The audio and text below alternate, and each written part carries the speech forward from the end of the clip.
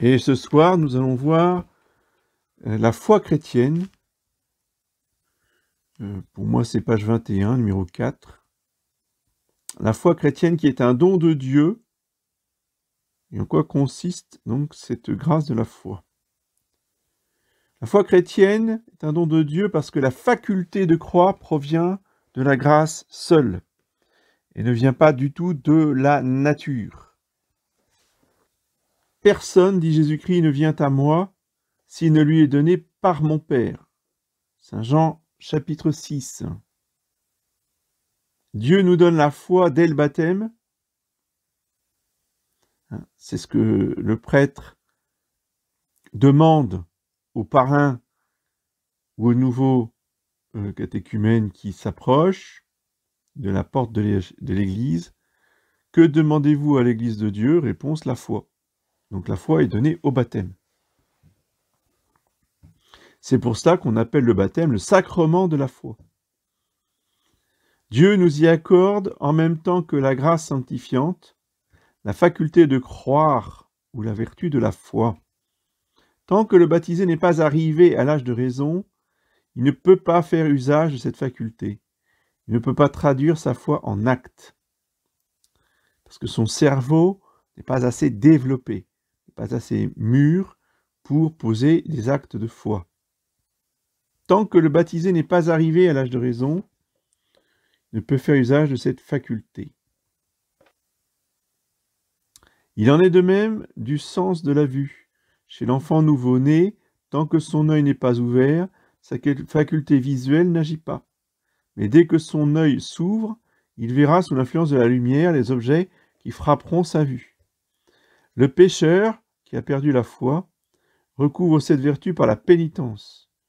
Mais comme Dieu ne donne pas la grâce aux adultes sans leur coopération, le pécheur est obligé de s'y préparer.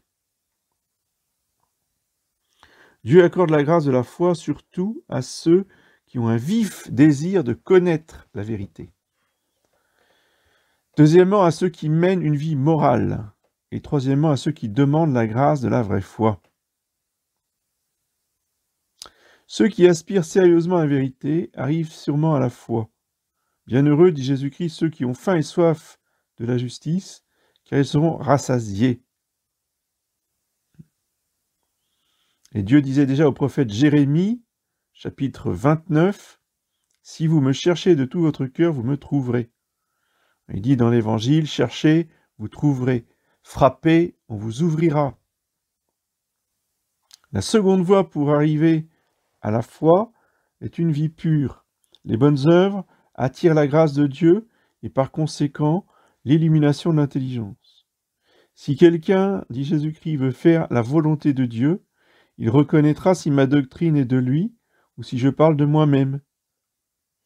Saint Thomas d'Aquin pense que même un sauvage vivant au fond des forêts avec des bêtes féroces,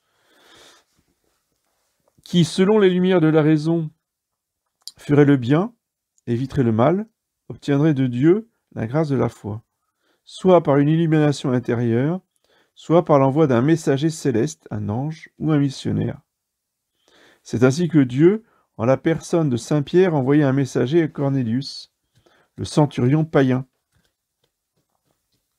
Enfin, le chemin le plus sûr de la foi, c'est la prière. D'après ces paroles de Jésus-Christ, « Demandez, vous recevrez. Cherchez, vous trouverez.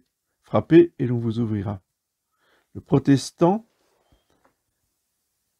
comte de Stolberg, obtint la foi après 7 ans de prière et devint un écrivain catholique célèbre. Dans sa miséricorde, Dieu donne souvent la foi même à des ennemis de la religion chrétienne. Par exemple, Saul de Tarse. Mais il ne donne cette grâce extraordinaire qu'à ceux qui adhéraient à l'erreur avec une intention droite. Pour donner la grâce de la foi, Dieu se sert soit d'un moyen ordinaire, tel que la prédication, soit d'un moyen extraordinaire, c'est-à-dire le miracle. Parmi les moyens ordinaires, il faut compter, outre la prédication, la lecture de bons livres, l'instruction par des simples fidèles. Saint Augustin arriva peu à peu à la foi par les sermons de saint Ambroise de Milan, saint Ignace de Loyola, par la lecture de la vie de notre Seigneur, par Ludolphe le Chartreux.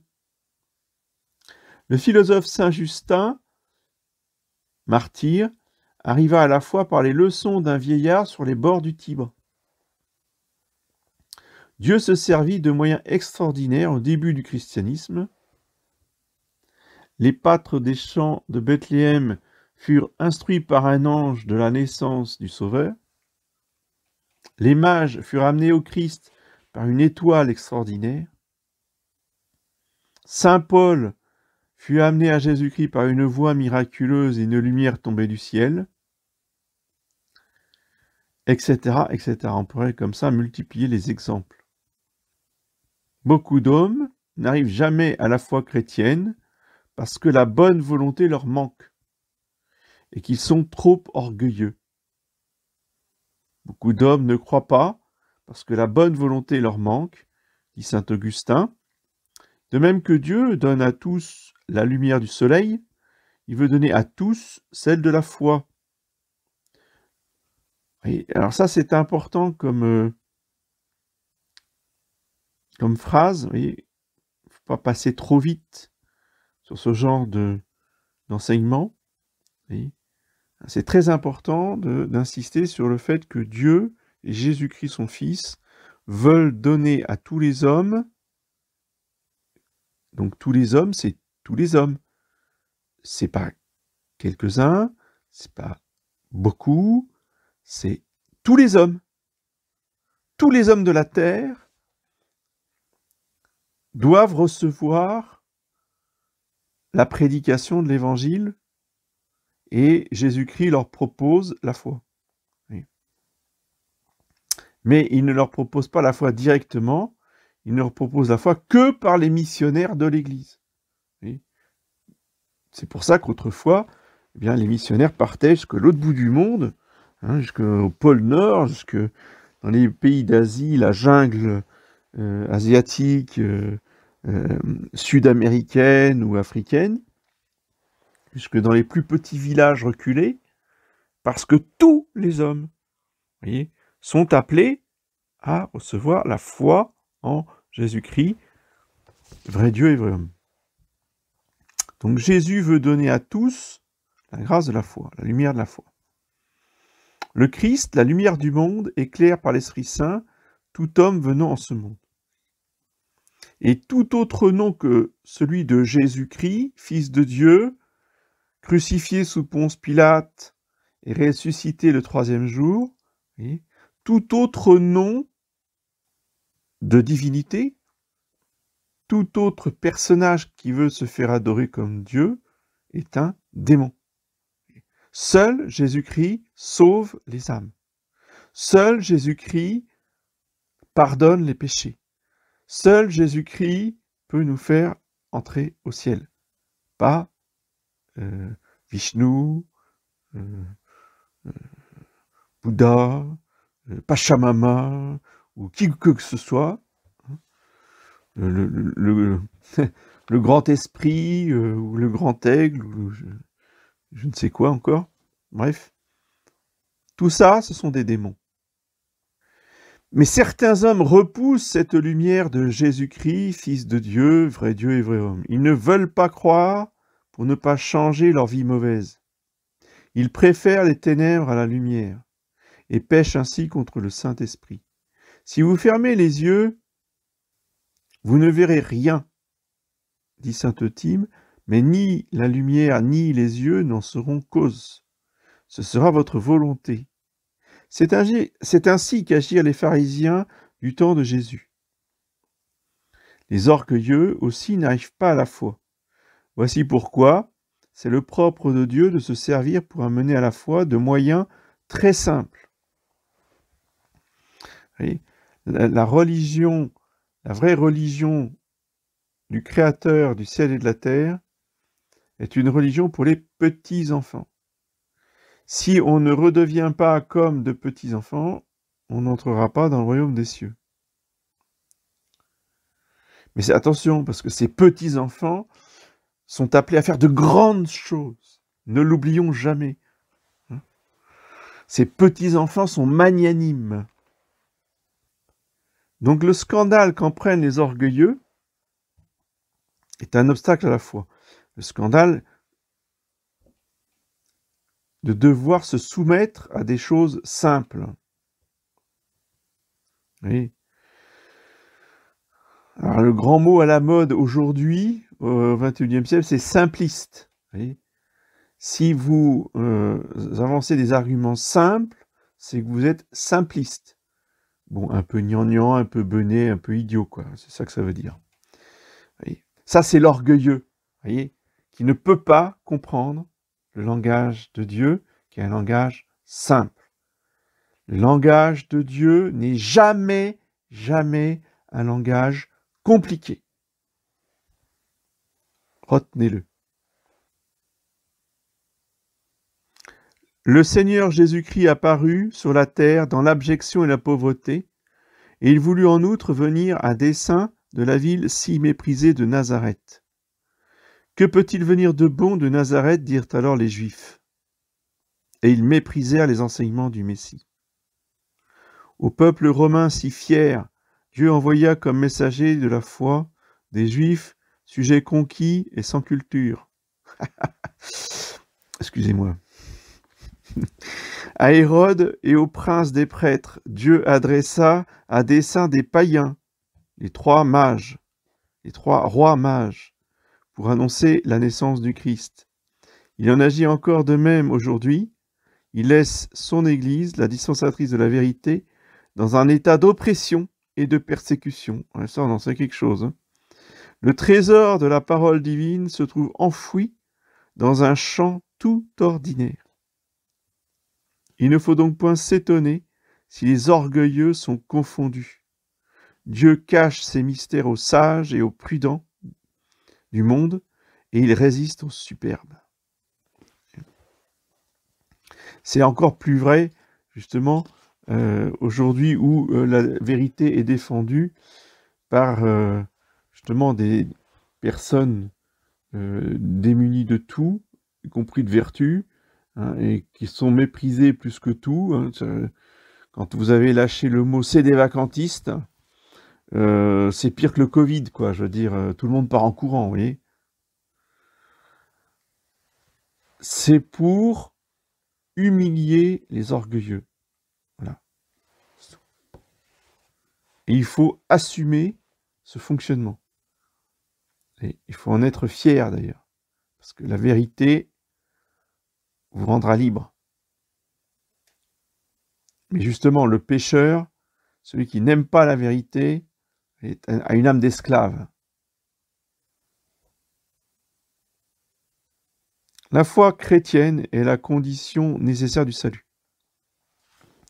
La foi ressemble à la racine de l'arbre. De même que celui-ci ne peut vivre sans racine, ainsi le chrétien ne peut, sans la foi, arriver à la vie éternelle. La foi est le commencement du salut. C'est le fondement et la racine de toute justification. Et ça ne suffit pas. Et la foi seule ne sauve pas. On est d'accord. Mais la foi, c'est les conserver. Saint Pidis nous dit, tous les espoirs sont permis. On peut perdre la charité, on peut perdre l'espérance, on peut se vautrer dans le péché, voyez. Mais si on garde la foi, tous les espoirs sont permis. Si on a perdu la foi, alors là, c'est beaucoup plus compliqué. La foi est comme la clé ouvrant les provisions de l'espérance, de la charité et des bonnes œuvres. Aussi, en quelle estime les saints avaient-ils la grâce de la foi? Le roi Alphonse de Castille disait souvent en pleurant de joie, « Je remercie Dieu sans cesse, non pas de m'avoir fait roi, mais de m'avoir fait catholique. » Le fait d'être un baptisé confirmé dans l'Église catholique, c'est plus que d'être un roi. D'accord? C'est la plus haute dignité qu'un homme puisse porter sur la terre. Être un baptisé catholique et confirmé. soldats de Jésus-Christ. Hors de la foi, il n'y a point de salut. Moïse lui-même se vit refuser l'entrée de la terre promise à cause d'un mouvement de doute. Quiconque ne croit pas sera condamné. Quiconque en cette vie ne marche pas dans la foi n'arrivera pas à la vision dans l'autre vie. Sans la foi, il est impossible de plaire à Dieu, dit saint Paul aux Hébreux.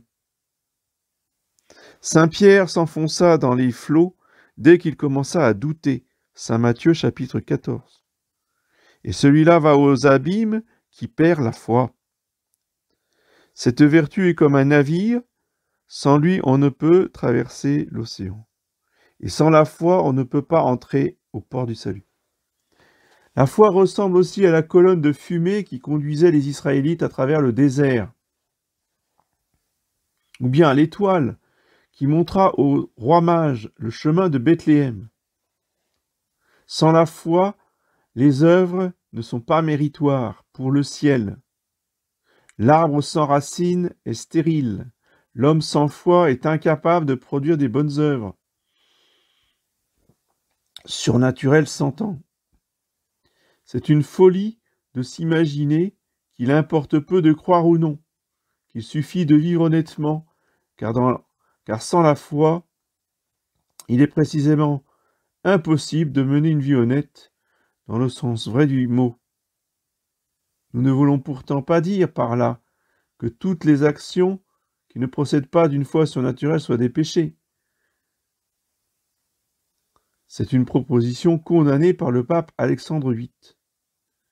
Donc, toutes les actions des païens ne sont pas des péchés. D'accord ? Il y a des bonnes actions qui peuvent être posées par tous les hommes, quels qu'ils soient, quelle que soit leur religion.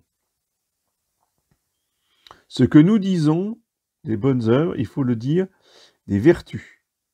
Il est aussi impossible d'élever un édifice matériel sans fondation que celui de la vertu et de la perfection sans la foi. Au contraire, la foi véritable donne l'impulsion aux bonnes œuvres et aux vertus chrétiennes. La racine ne reste pas isolée, elle pousse des rejetons, et la foi produit des bonnes œuvres. La foi aux récompenses éternelles donne à l'homme la force de faire le bien. La foi inébranlable récompense éternelle, la foi aux récompenses éternelles, et la foi inébranlable, récompense future, engendrait la générosité de Tobie, fortifiait les frères Maccabées et tous les martyrs. La foi, au moment de la tentation, éloigne du péché. Le phare rend le pilote attentif aux écueils et le protège contre le naufrage. Et la foi nous rend attentifs à la mort éternelle où nous précipite le péché. La foi, dit saint Paul, est un bouclier contre lequel s'éteignent tous les traits enflammés du démon et qui nous couvre contre lui comme le bouclier couvre les combattants. Le fidèle ressemble à un homme placé sur une haute tour où il est à l'abri de toute surprise et mieux en mesure de se défendre. La foi nous défend contre les tentations du désespoir. Elle est un capital de réserve secret dont on touche les intérêts dans les moments de disette. La mesure de notre foi est aussi celle des grâces que Dieu nous accorde, comme nous le prouvent les guérisons opérées par Jésus-Christ. Une foi plus vive obtenait une guérison plus miraculeuse, plus rapide. C'est de la foi que le Christ s'enquérait d'abord. C'est la foi qu'il loue en disant « Vois, va, ta foi t'a sauvé » ou « Va, ta foi t'a guéri ». Mais la foi seule ne suffit pas pour être sauvé. Il faut vivre d'après la foi et la professer publiquement. Ça ne suffit pas de dire « Ah, mais moi, j'ai la foi chez moi, avec ma famille, je pratique, je fais mes prières, je dis mon bénédicité, je fais mon chapelet, tout ça. » Oui, Mais une fois que je sors de chez moi, je suis exactement comme les autres païens. Et ça, c'est pas possible. Vous voyez, ça, c'est mettre sa foi en danger. Notre foi, elle est avec nous 24 heures sur 24. Nous sommes des catholiques 24 heures sur 24. On ne peut pas mettre sur pause, vous voyez, c'est pas possible. Notre foi doit être vivante, c'est-à-dire produire des bonnes œuvres. Ceux qui me disent « Seigneur, Seigneur » n'entreront pas tous dans le royaume des cieux, mais celui-là seulement y rentrera qui fait la volonté de mon Père qui est dans les cieux. Saint Matthieu chapitre 7. Celui qui n'aura pas accompli d'œuvre de miséricorde sera condamné par le Christ au dernier jugement. Sa foi ressemble à celle des esprits mauvais qui croient mais qui font le mal. La foi qui ne produit pas de bonnes œuvres n'est pas à proprement parler une vraie foi. La foi est vraie là seulement où l'on ne contredit pas par les œuvres ce que l'on professe par la bouche. Le corps sans âme est un cadavre. La foi sans les œuvres est morte, dit saint Jacques dans son épître au chapitre 2. C'est exactement ce qui est contredit par les protestants. La foi sans les œuvres est un arbre sans fruits, une vigne stérile, un puits sans eau, une lampe sans huile, une amande sans noyau, etc.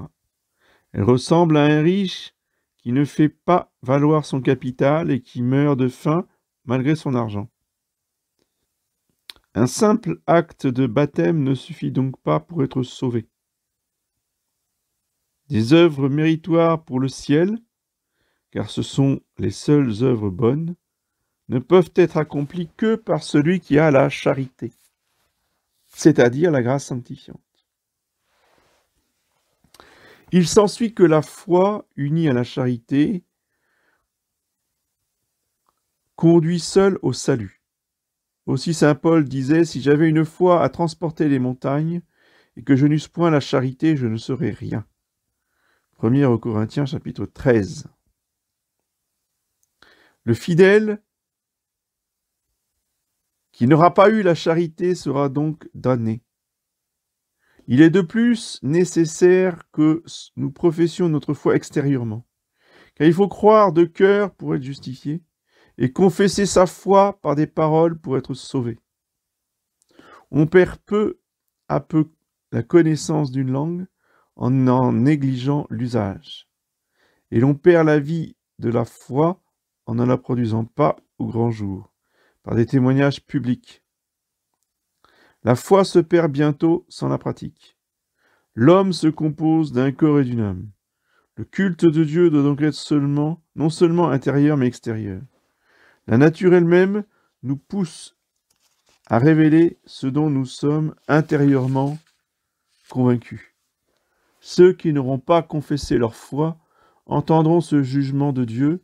En vérité, je vous le dis, je ne vous connais pas. Saint Matthieu, chapitre 25.